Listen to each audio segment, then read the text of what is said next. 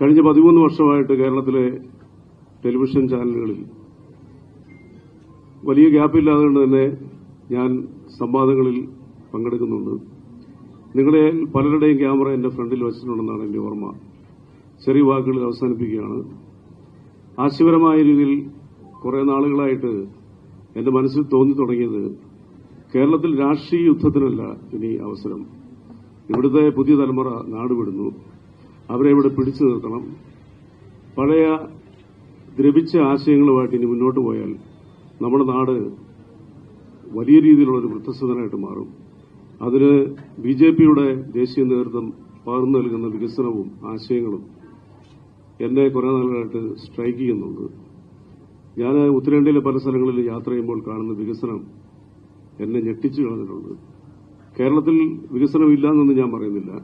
പക്ഷേ ഇനി നമുക്ക് വേണ്ടത്, പണ്ട് ബിജെപിയെക്കുറിച്ച് പറയുന്നത് അവർ വർഗീയവാദികളാണെന്നുള്ളതാണ്. പക്ഷെ നിർഭാഗ്യവശാൽ എന്റെ പാർട്ടി കഴിഞ്ഞ കുറെ ദിവസങ്ങളായിട്ട്, കുറെ മാസങ്ങളായിട്ട് കേരളത്തിൽ നടത്തുന്ന വർഗീയ വിഭജനത്തിന് വേണ്ടിയിട്ടുള്ള ഒരു ഇടതുപക്ഷ വ്യതിയാനം നമ്മളെ വല്ലാതെ ദുഃഖിപ്പിച്ചിട്ടുണ്ട്.